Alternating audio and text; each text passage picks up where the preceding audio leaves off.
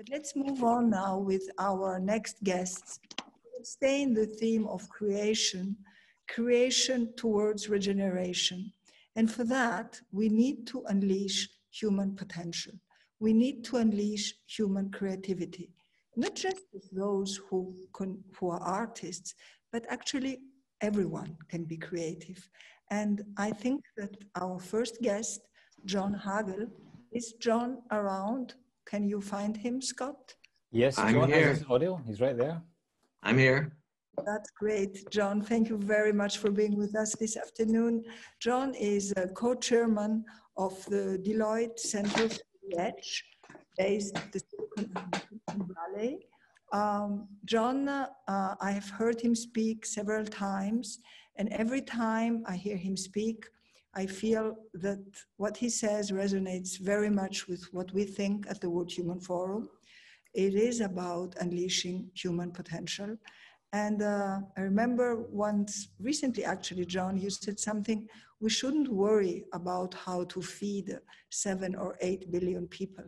We should worry about how to unleash their potential. So I'm very happy to have you here, and I'm giving you the floor. Well, thank you very much. It's a pleasure to be able to contribute to this amazing gathering.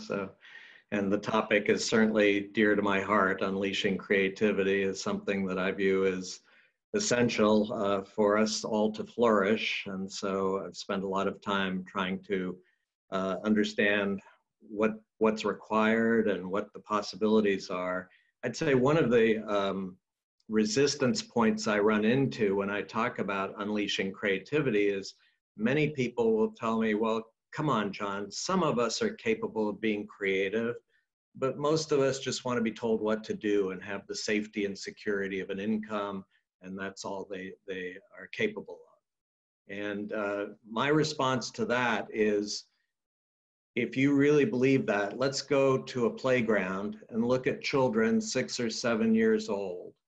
Show me one that doesn't have curiosity, imagination, creativity. We all had it. What happened? We went to school. And our schools are designed, I'm going to generalize here, but I've done enough historical study to know, at least in the US, our school systems were explicitly designed to take children who were very curious and just wandering and help them to focus and really follow instructions and deliver reliably and efficiently. And then we went from school to organizations that required that from all the people participating in the organization. So the schools were doing their job of training us for the institutions we had. My view is that we are in the early stages of a big shift, something that is transforming the global economy. There are many dimensions of that big shift, but one dimension is the need to rethink our institutions at a fundamental level. I would say, again, as a generalization, our institutions today are, and around the world, and all institutions, not just companies, governments, schools, all institutions are organized around a model of what I call scalable efficiency. It's all about executing tasks highly, reliably, and efficiently at scale. Our belief is in this big shift world, that scalable efficiency model is increasingly broken. It's actually not delivering efficiency, it's delivering inefficiency. And that in this new world, we're going to have to cultivate a whole different set of institutions around a model of what we call scalable learning. And I hasten to say, when I talk about scalable learning in this context, I'm not talking about training programs. That's sharing existing knowledge. The learning that is most important and valuable in a world that's rapidly changing, like ours, is learning in the form of creating new knowledge through action and doing it together. Because no matter how smart any of us are as individuals, we're going to learn a lot faster through action by acting together. And that's a fundamentally different model for all of our institutions, but I believe absolutely essential if we're going to really bring out the creativity that all of us have. It has many different dimensions to it. I mean, one dimension is redefining work in all of our institutions. Again, I'm going to generalize, but work in most large institutions today is tightly specified, highly standardized routine tasks. Our view is that work increasingly is going to be taken by technology, by artificial intelligence, by robots, and that is wonderful because that is work that we as humans should never have been doing to begin with. And it frees up capacity of us as humans to do the work that we really are uniquely equipped to do, which is to address unseen problems and opportunities to create more value in whatever context we're in. And that's about creativity, unleashing that creativity. The problem is today in most work environments, we don't have no time to even see the problems or opportunities because we've got so many tasks that are consuming all our attention. Not just see the opportunities and problems, but address them and create the value. That's the big opportunity in redefining work, but it's a fundamental shift. And I would say that I'll just quickly also add that there's a fundamental shift in leadership. In the scalable efficiency institutions we've had, the mark of a strong leader is someone who has an answer to all the questions.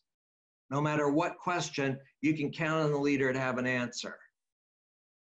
Our view in the scalable learning institutions is the mark of a strong leader is someone who has the most powerful questions and who will freely admit they don't have an answer and ask for help.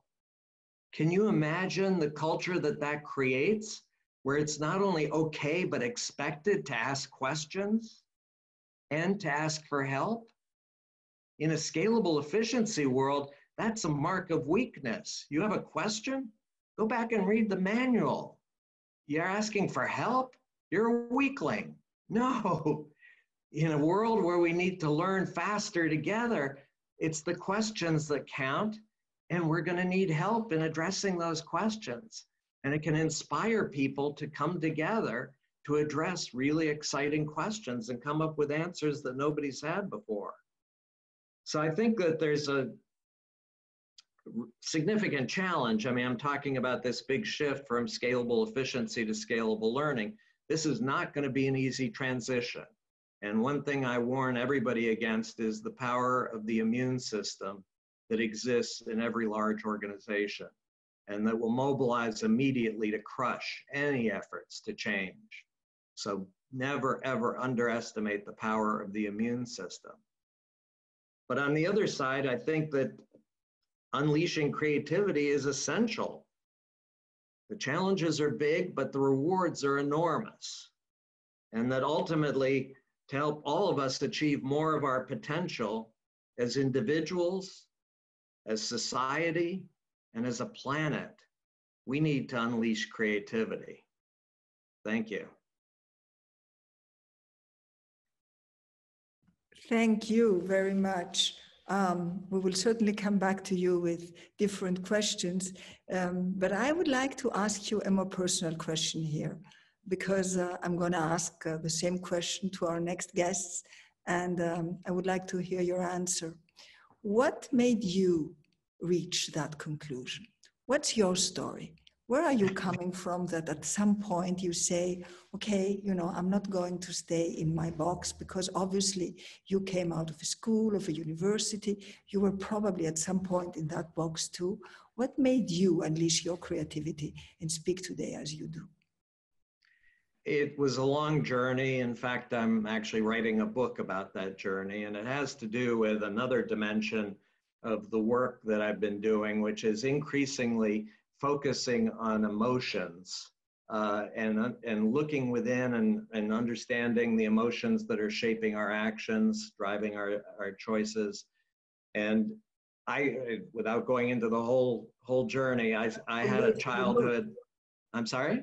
We will wait for your book. Yes, but I started my journey as a child with a profound fear. I was in a very dysfunctional family. I was exposed to enormous anger, and I was very afraid. But from the earliest days, the one thing that's kept me going, even in that environment, was I became a big fan of science fiction. And in those days, science fiction was all about opportunity in the future. It was all about the amazing future ahead of us. And that got me inspired. That had me filled with hope that there was something beyond this fear. And then over time, I ended up finding ways to address the fear and overcome it and become focused on ways to create more value for others. And that was, I'm very grateful that I've had that ability to do that. Thank you. Obviously, the journey for each of us can be different. Sometimes it's a personal journey. Sometimes it's helped through education, like we heard yesterday in our amazing speakers yesterday afternoon. Sometimes society helps by organizing systems that can push you in that direction. And I want to look for Tomas Björkman now. Tomas Björkman should be there, Scott. Yes, but, I'm here. I can hear you, Alexandra. Okay, I'm glad to have you here in Ludwigsburg. Usually we have you in Delphi. Obviously, John, we hope to have you in Delphi too, maybe next year, because if there's one place where people knew that they had to ask questions, then that was the Delphi Oracle they were going for. But Tomas is an applied philosopher, a social entrepreneur, but we know each other now for 2 years. He came to see us in Delphi at the very early days of the World Human Forum. And maybe I'll ask you, Tomas, to start with your personal story, because I know that you come from a very different type of business initially.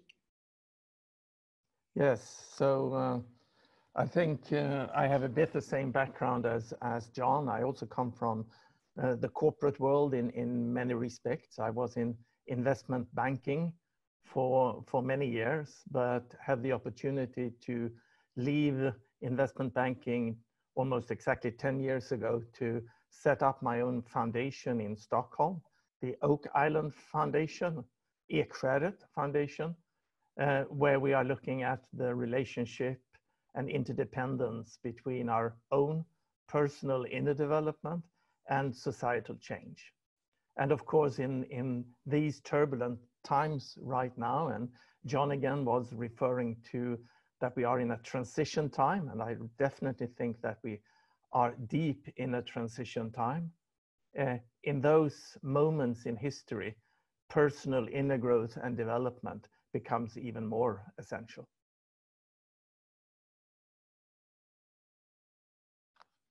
Thank you, Tomas, but maybe you can continue and tell us a little bit about your experience that you so well present in The Nordic Secret to show how at some point of history, society being organized differently can help many people go in the right direction. Yes, thank you. And I want to try to share my screen for this. So I have a few slides. So let's see. Ask Scott for that. Yeah, I think it's working. Let me see. So is this working? Yeah, okay. So first of all, thank you very much for giving me the opportunity to participate in this beautiful virtual festival. And I'm very happy to see so many familiar faces from Delphi and also so many new faces. So I just want to start by showing a picture of the Oak Island outside Stockholm. Here is where my foundation is located, and we use this island use nature on this island as a catalyst for both inner growth and development and also group processes. You were so kind to mention my book, The Nordic Secret. which I wrote, I think it's 3 years ago now, together with my friend and colleague, philosopher and author Lena Andersen from Denmark.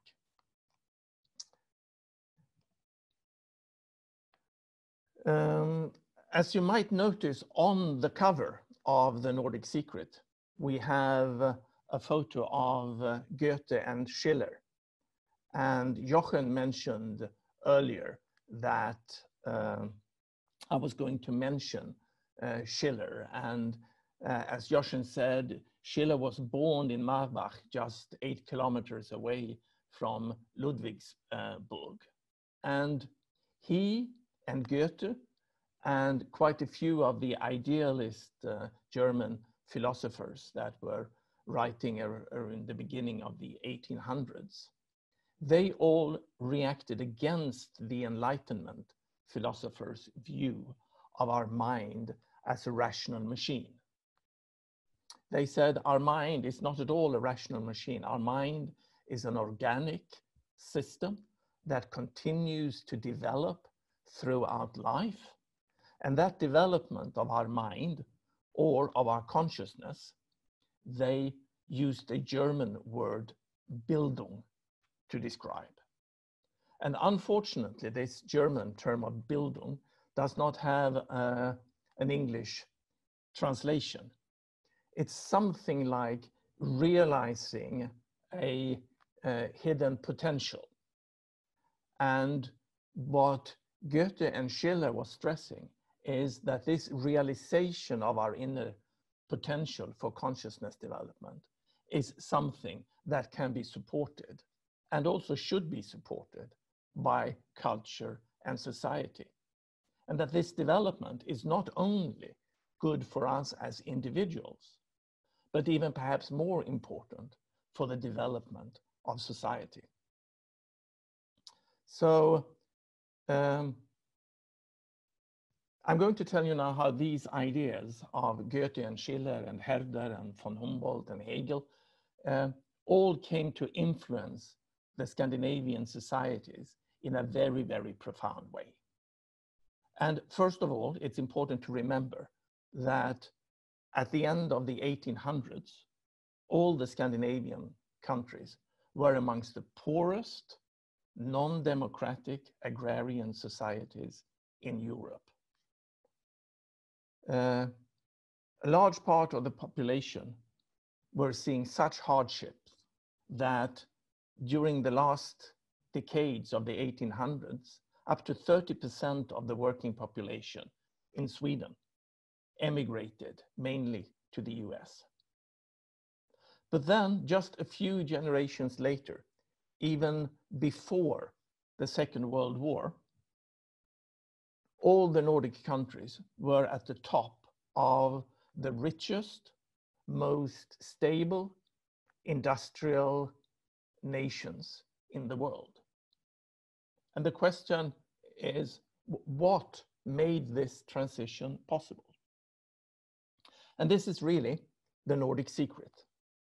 And the secret is that back then, in the end of the 1800s, we had very visionary intellectuals and politicians who knew that in times of rapid development and transition, and they could certainly see society changing, they all could see industrialization and urbanization coming. It was really going from a pre-modern society into a modern society.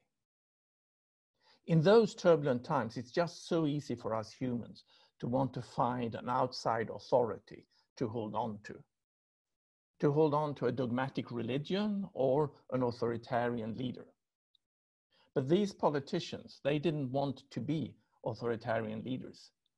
They were firmly committed to building democracy, and they knew that the only way to build stable democracies is from bottom up. So they wanted to create a large number of what we today might call conscious co-creators that could help co-create modernity. And in order to be able to be those conscious co-creators, they wanted to facilitate human growth and inner maturation. And these ideas they got from Goethe and Schiller.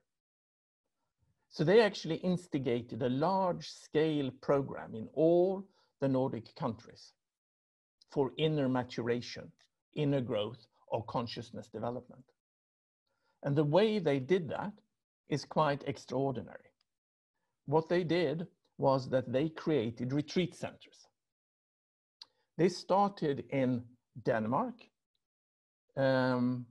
moved on to Norway, and then to Sweden, and grow very rapidly during the last decades of the 1800s.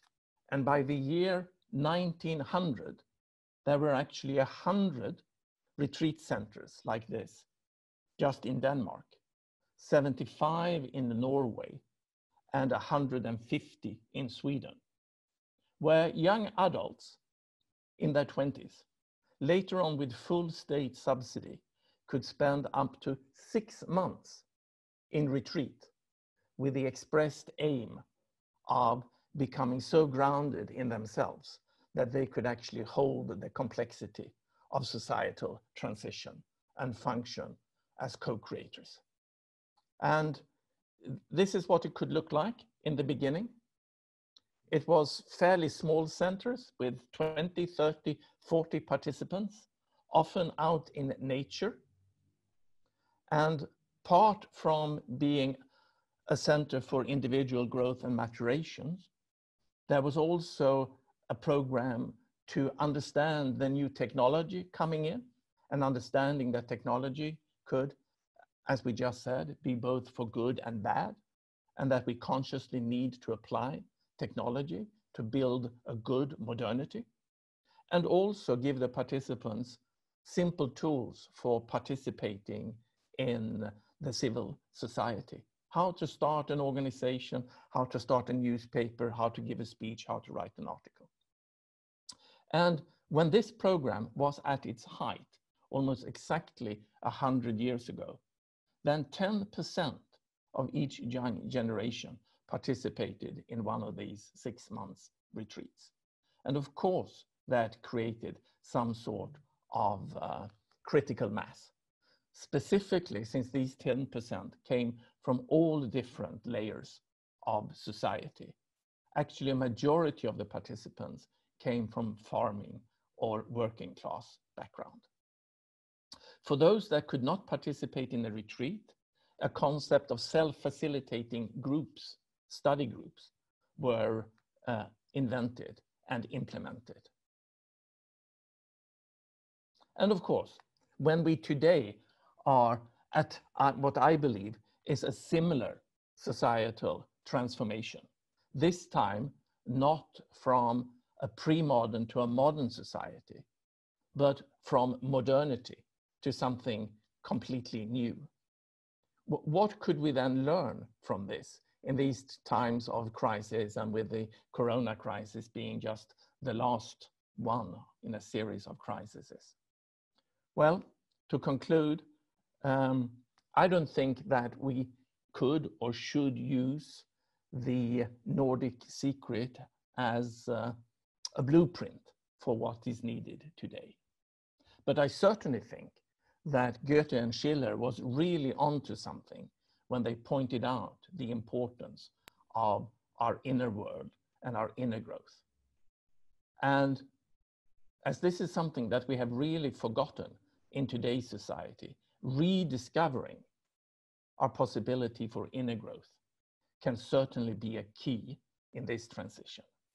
So I don't see Nordic Secret as a blueprint, but more as a case study, actually showing that when we are talking about consciousness and consciousness development, these are not some new fancy ideas. The idea of broad-scale consciousness development has actually been applied in 3 or 4 Nordic countries 100 years ago, and it actually worked. Thank you very much. Thank you, Tomas. Thank you very much, because this links so much with what we try to create in Delphi through our Delphi Cube, connecting this inner transformation to education, to democracy, to regeneration and sustainability. We literally believe that unless we integrate those elements, because they are interdependent and interconnected, unless we consciously say and explain to everybody, no point talking about education separately from this inner transformation, no point talking about democracy separately from education, and certainly no point talking about sustainability and regeneration separate from those other notions. And of course, technology and the arts are what completes our cube with the human at heart. Yeah. So, and it could also be, of course, the other way around. That in order for us to be able to really take in the vastness of, for example, the environmental challenge that we are facing, we might actually need the inner growth first in order to not just feel completely overwhelmed and become defensive. So Absolutely. It's working in both ways, of course. So unleashing the human potential for regeneration. And here I'm looking now for our third guest, John Fullerton. Scott, is John around? I'm here. Great. Can I see you? Can you open your... here you are. I see you now. Great. Fantastic. John, thank you for being here with us. Indeed, unleashing creativity. Today, we need to do it towards something. And that is really a regenerative society. And I'm very happy that you're here with us, but I will start with you, as with our other two guests, with this more personal question about what brought you here where you are today. Sure. Well, my story, I'm sort of an unconventional participant, maybe. I, like Thomas, came out of the banking world. I'm quick to say that I left that world in 2001. So you can't blame the financial crisis and what was brought upon Greece by the bankers on me. But I've really been very much in keeping with the theme of Delphi. I've really been pursuing a question ever since then, so 20 years now. The question began very personal. What is it that I wanted to do with my life and my career? I had gotten kind of restless on Wall Street and took the opportunity to leave. And the first meeting, I took the summer off in 2001, and the first meeting I had was downtown, close to where I used to work. The first time I had been back in New York City since I left in the spring. And I had a meeting at 9:30 in the morning, which happened to be September 11th. So when I was in the subway and about to, at 9:10, the subway stopped and I got to the street the moment after the second plane hit. And so here I was sort of in this beginning of this search, and then this very profound experience happened and pushed me into what I like to call sort of a deep think period. And I spent really much of the next 10 years dabbling with various projects, but really in a period reading books. And I discovered complexity science, system science. I discovered the environmental crisis. And I actually read, one of the things I read was Limits to Growth, and the idea that exponential growth on a finite planet is in violation of the laws of physics. And as a finance person, that very quickly became clear to me that if that's true, then the economic system is the root cause of all of these other problems. The problems are really symptoms of this economic system. And if it's the economic system, then as a finance guy, I understood very clearly that it had to be people like me who think they're so smart, driving the economic system toward exponential growth as our path to prosperity. And so it was really kind of a existential crisis, questioning my entire worldview on what truth was. And there weren't many people asking those questions back in that time. Today, those questions seem very normal, other than to maybe some of our leading economists who are still in the pursuit of growth as a path to prosperity. But I set out on a journey to try to find answers to that question, and launched a little think tank called Capital Institute in 2010, which is what I've been doing ever since.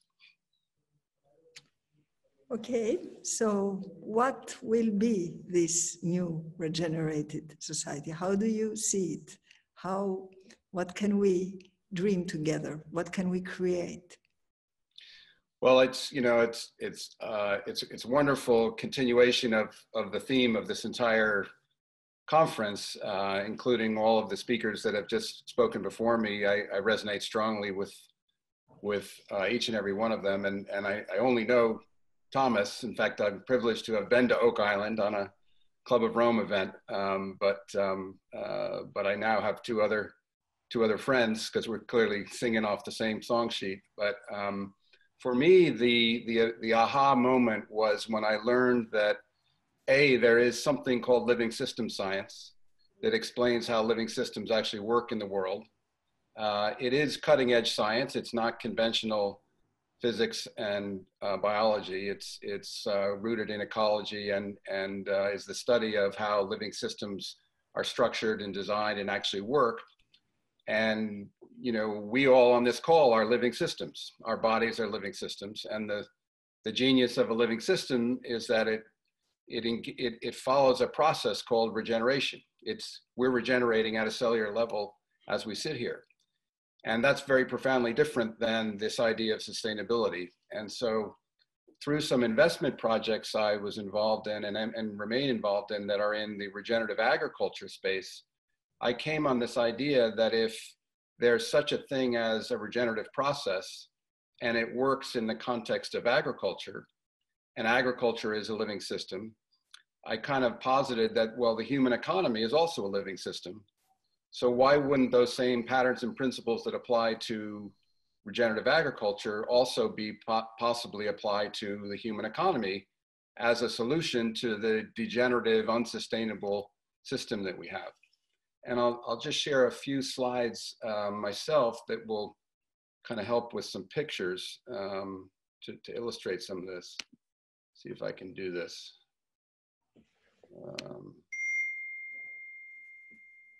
There we go. Is that working? Yeah, it's perfect. Yeah, John, great. Beautiful.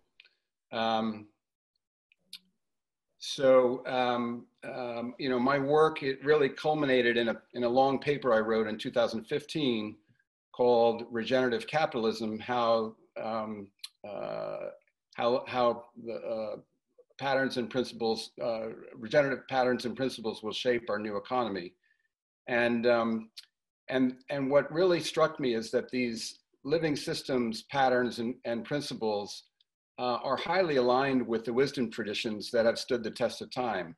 In fact, a month after I published this paper, the Pope's encyclical Laudato Si was published. And I literally got goosebumps reading it, because these principles I'll describe or show very briefly were appearing throughout that document. It's a beautiful document. But of course, that wisdom goes way back literally to our indigenous elders. And if you translate living systems into indigenous wisdom, you see a lot of the same themes emerging. So it struck me that both the indigenous wisdom that has stood the test of time and our understanding of living systems were in alignment.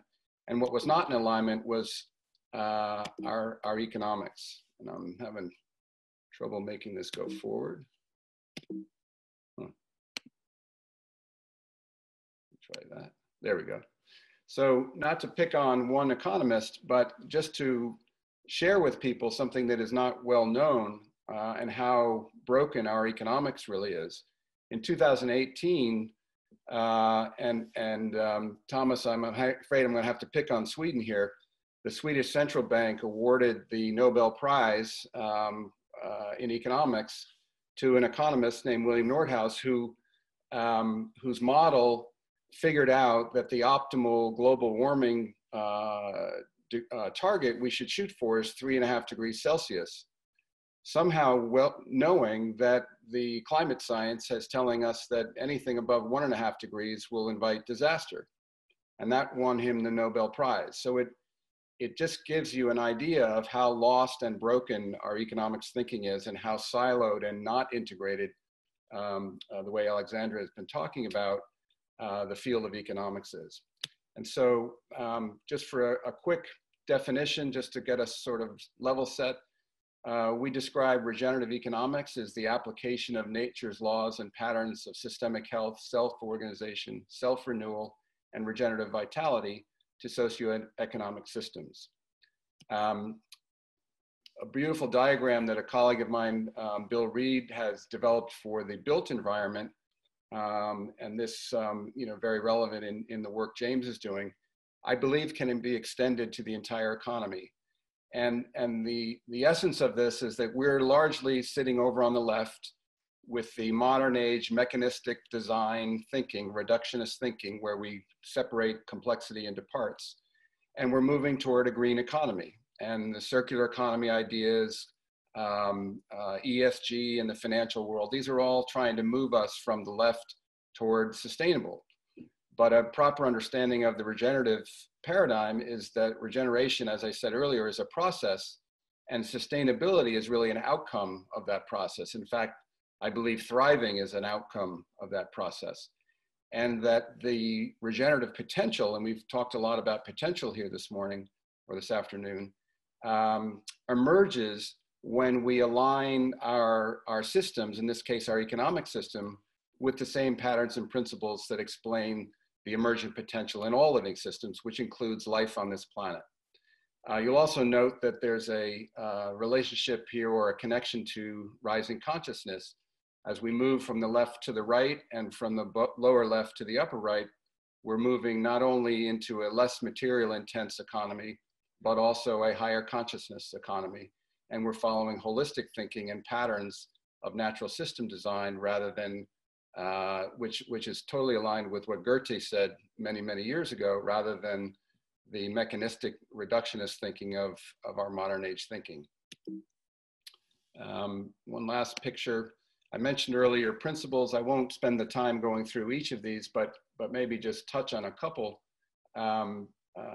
Just going back to John's talk earlier and the power of individual potential in living systems, all parts of the system are empowered to participate in the system, or the system won't realize its potential.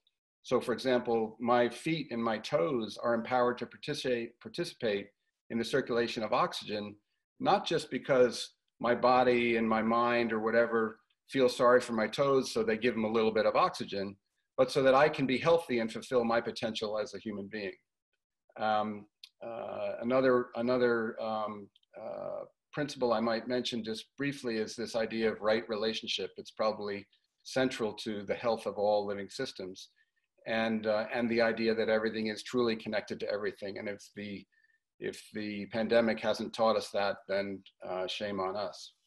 So in closing for my comments, I might just share what I've learned recently, which is that the plague actually preceded and probably enabled the Renaissance to happen and come to Italy. And I think, and again, I share this with all of the other speakers who came before me, I am convinced we're in a profound transformational period. I've been saying that for many years now, and the evidence only gets stronger. I think we're, like Thomas said, leaving the modern age. It had many great strengths and developed humanity in great directions, but it's reached its limits, and the limitations of reductionist thinking are now being felt everywhere. And so we need to move beyond this reductionism and reconnect with an understanding of the whole. And some people are now calling this the integral age. And I personally believe, given how broken our economy is and how damaged, therefore, our planet and our societies are, we're entering into what I'm going to call the regenerative age, which is that we need to realign with the beauty and the genius and the creativity of life and humanity on this planet, in order that we can then fulfill our real potential, which will happen in the integral age. And then maybe I'll leave it at that. Thanks so much. Thank you very much. It resonates very much with what we heard yesterday morning from Jeremy Land on the need to create ecological civilization, of course. And I would like to go back to John and ask him what his feelings are about this. Can you comment on what the other John just said?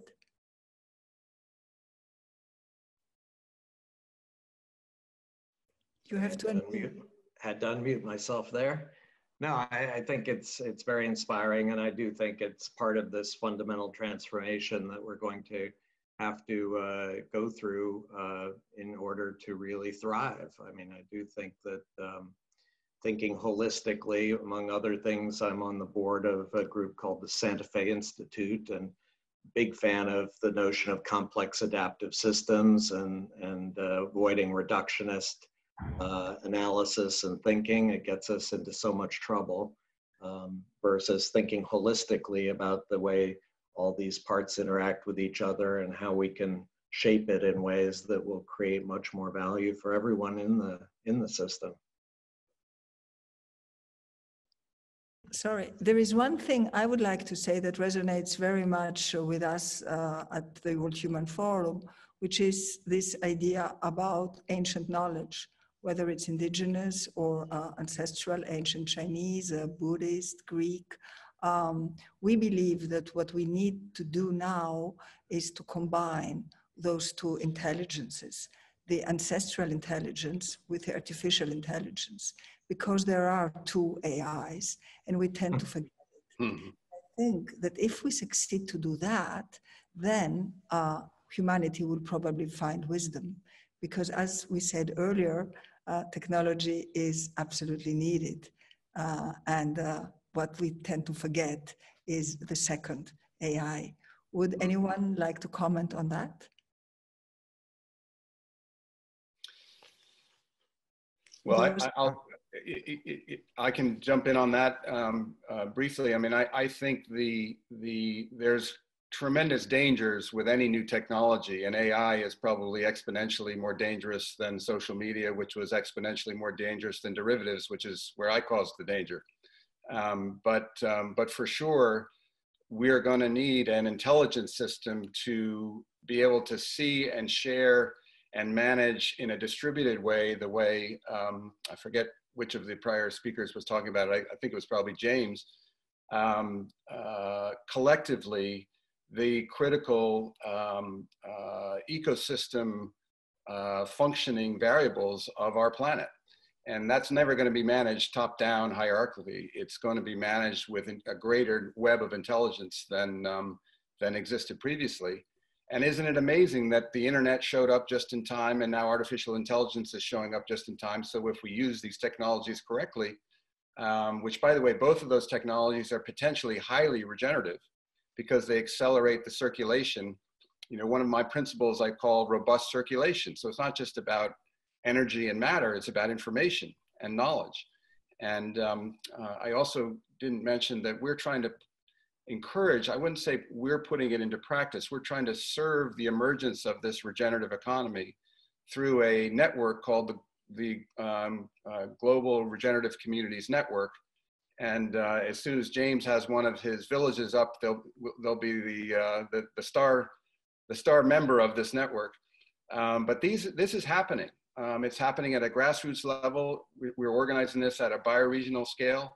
And one of the things we talk about, there's now 15 of these initiatives around the world. There's not one yet in Greece, so there's an opportunity. But one thing we often talk about and all the time, and we're working on, is how do we measure our progress from degenerative toward regenerative? And I believe AI will play a critical role in that. John, do you want to comment? No, I think it's again, very much connected to a lot of the work we've been doing. I talked about the big shift. One way we have of representing the big shift is we're moving from a world of stocks to a world of flows. And what we mean by that is stocks of knowledge. In the past, the key to success was developing some proprietary knowledge, protecting it, making sure nobody else could access it, and then delivering efficiently the value into the marketplace. Increasingly in this world, the key to success is how to participate more effectively in a broader range of more diverse knowledge flows so that we can learn faster together. And that's ultimately what's going to drive success in the future. But again, all our institutions are still driven by that knowledge stocks mindset, and hold on, protect the knowledge, avoid sharing it. And I think that's going to be a challenge. Thank you. Yes, could I just Thomas, of course. Yeah, could I just briefly build on that as well? That yes, I certainly think that moving into this new era or a new paradigm, we will need more ways of knowing, and the indigenous or ancestral ways of seeing the world is very much resonating with what John Fullerton just mentioned about living systems, to be in contact and be participating and to see the world as an interconnected whole, as a living system. That is, of course, a very, very valuable perspective today. And some months ago, we had a large gathering on the Oak Island with representatives of indigenous people from all over the world, trying to bring a dialogue between the industry, politics, and thinkers today with the indigenous communities. But I should also add to that we shouldn't forget about also the pre-modern or the more religious or spiritual way, but more organized religious way of looking at the world. There are also perspectives there that we need to integrate.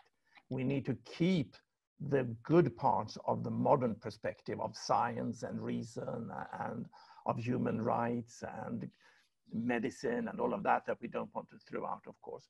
But then also, and perhaps a little bit controversial, I would also argue that many of the postmodern insights that we have today around the importance of us to become aware of hidden power structures and the way that our human world is socially constructed are also valuable insights that we need to integrate. So there are many, many perspectives we need to integrate to come to this integral or holistic view that Fullerton was mentioning. Okay, dann sag ich Okay, Jochen is back with me. So he wants to say something because we were expecting a fourth guest, a German woman, Maya Goebbels. Unfortunately, although she's the one who is coming from closest, in the end, she's not with us. So I will let Jochen say something here. Hello, so I use that camera too. Yeah, Maya Goebbels wrote that book, Unsere Welt neu denken, Thinking the World New. And she is on #1 of the books now in Germany. With this book, it seems to be that she touched a real subject. She's one of the most important researchers on transformation. And she's also an advisor for the government. Unfortunately, we are trying all the time to reach her, and she might have difficulties to connect with us.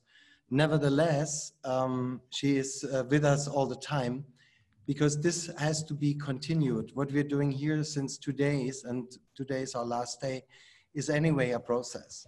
So whenever Maya maybe joins, she can step in and we will connect. But I think now is a good moment, and thanks to the 3 speakers, maybe to Thomas and the 2 Johns, that we open up the discussion for a moment, because we have a couple of people in the chat rooms who are willing to ask direct questions or give comments. So let's use the time now, and if Maya joins us, she's most welcome, of course. So we move to Scott. Scott, can you see some raised hands? Yeah, so Gina. Oh. Gina, please, you got the audio now.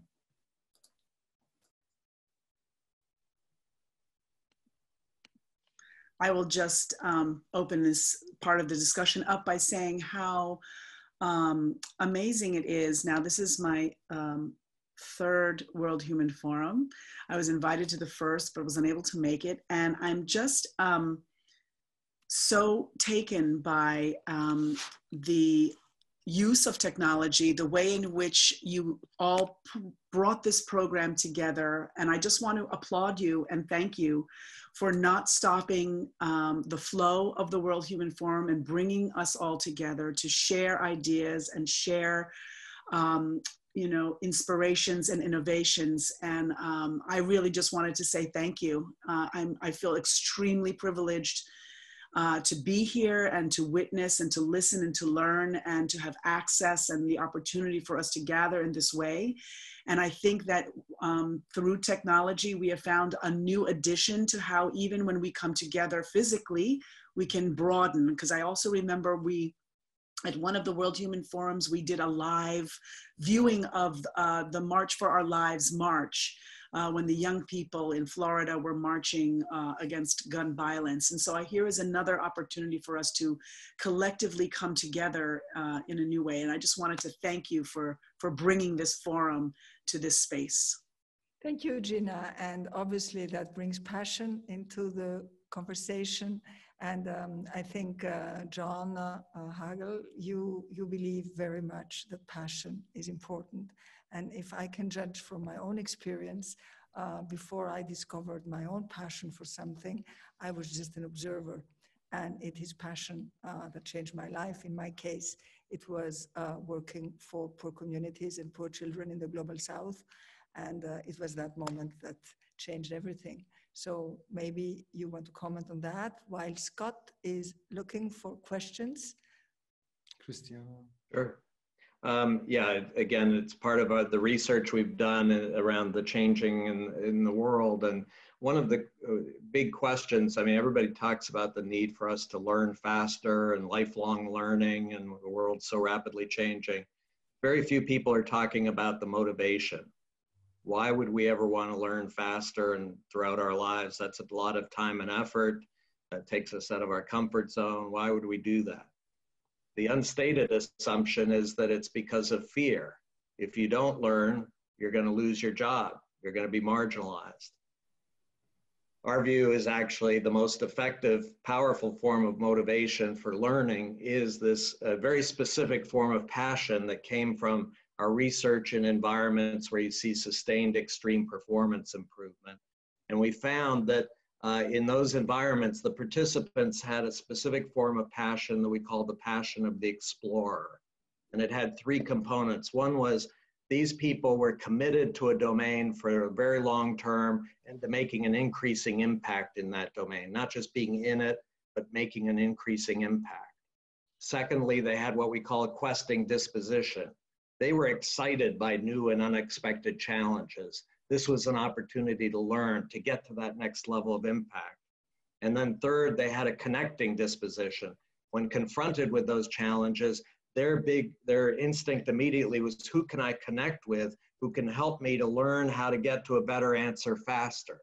And those three coming together are extraordinarily powerful to drive learning and achieving more of our potential.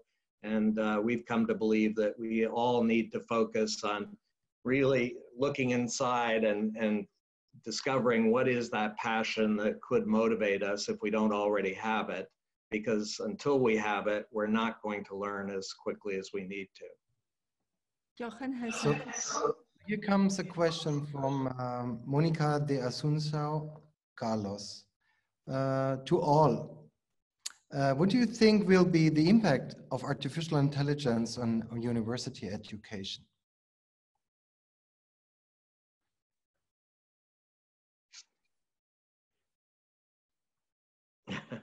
So who goes first here?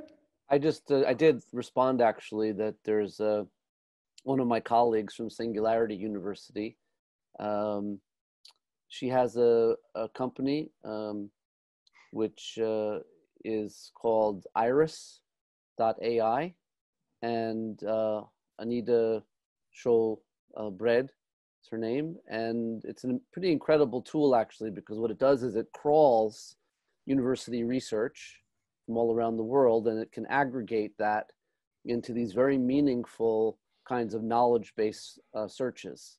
So that's one of the biggest issues, of course, is you have published research, which is usually behind a paywall and is usually something that is challenging to just discover. So I think this is an incredible opportunity to use AI to discover research that's relevant and may inspire, just from synchronicity, those kinds of broad searches. Okay, thank you. There comes another question.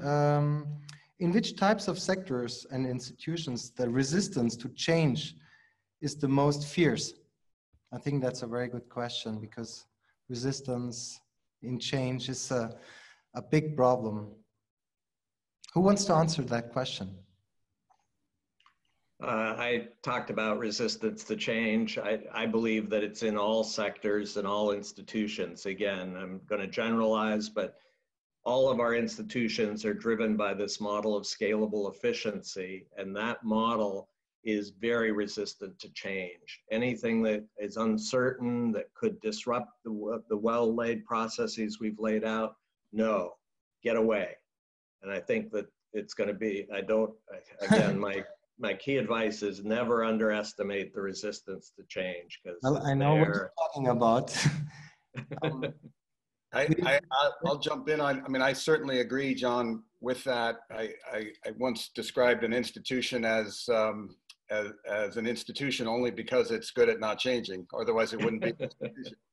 But I have to say, I do think there's one sector that is the worst because it's grounded in ideology more than institutions, and that is finance.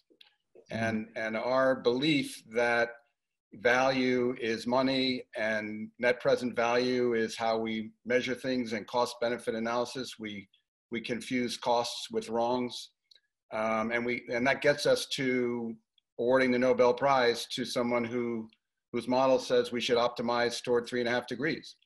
So leaving aside all of the bad behavior of Wall Street, just the ideology of Wall Street, which is reducing everything that we care about to money, and we've organized our society around this, I think is probably the biggest obstacle. And believe me, I've been banging my head against it for 20 years. And if I was any good at it, we'd be in a different world.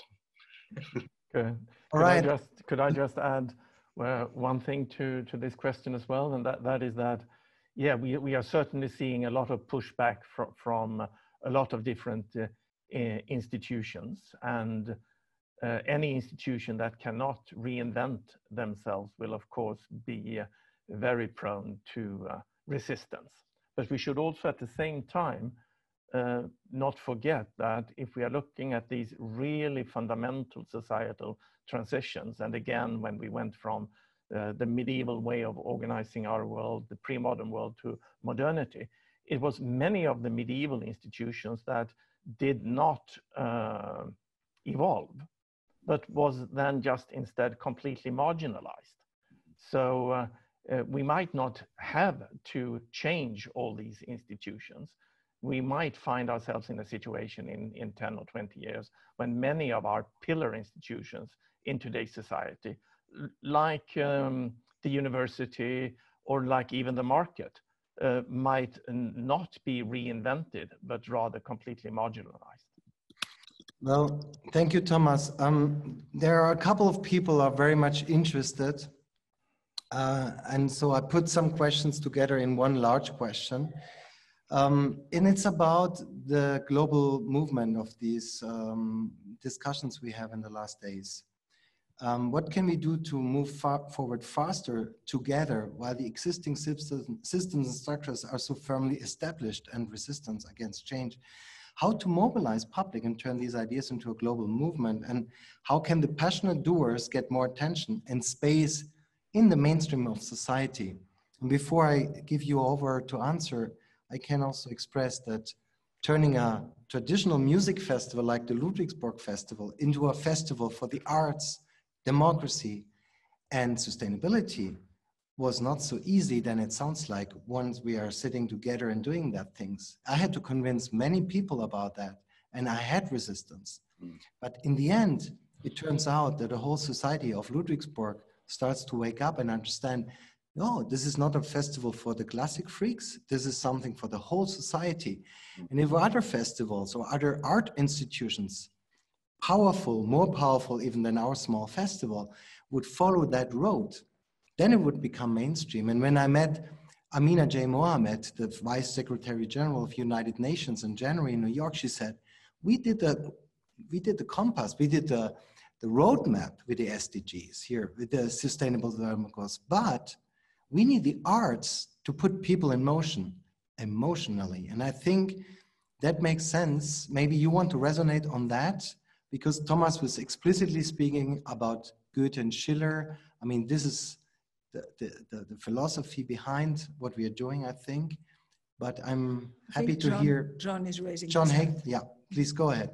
No, I've been studying movements throughout history around the world for many decades now. And one of the things that I've come to believe is that the successful movements have two attributes. One is they focus on what I call an opportunity-based narrative. They are framing an opportunity that's inspiring and that will motivate people to overcome fear and move together, come together to achieve some inspiring opportunity. And it's opportunity, not threat. I think a lot of movements are driven by threats, and in the movements that have succeeded, it's opportunity. And the other piece is the movements have been organized in, have a very specific organizational structure. It's a cellular structure. They typically are organized into small units of 5 to 15 people who are not just coming together to talk. They're coming together with a commitment to action, to making a difference. They're holding each other accountable. They're supporting each other when we run into frustrations, and then connecting those cells into a broader network so the movement can scale. But those two together are extremely powerful and I believe can drive fundamental change. In our case, this is our deep belief that what is needed here is some way to connect. And this is our idea with Delphi and the World Human Forum. It's true that I say sometimes that being the navel, being the omphalos, is certainly not the most sexy part of the body. So we don't pretend to anything more than to create this web, because we have been working now, scouting around for the last 4 years actually, and every day we discover new initiatives. Every day we get more inspiration, whether it is at the level of education, at the level of sustainability, in the arts. There are people everywhere. Our belief is that we are many more than what we think, but there are too many people out there who don't dare really go to the step further and say, yes, I can do it too. And yesterday our education session was amazing because it was finished with this young student. She's only 20-something, Autumn Gupta. And she said, thank you to my teachers at the University of Southern California for allowing me to understand that I can be a change maker, I who am only 22. And we hear that story from children now. So there is a big movement out there. And if we can bring this together and show that maybe there is already, we will reach the critical mass much quicker than what we think. And I think we should, because time is running out, and time is also running out for our discussion because it's 1834, and normally it should be my German friend who should look at the time, but he doesn't. So true. I look at the time and I say, thank you very, very, very much. We will soon close this first journey, Echo of Delphi in Ludwigsburg. And we thank you because you were our last guests.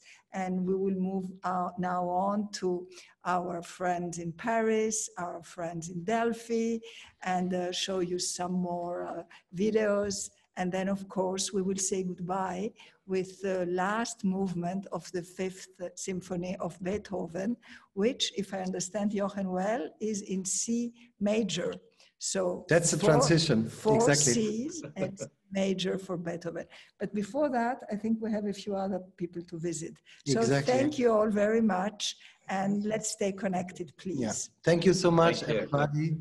And I really want to also thank you all participants here, especially.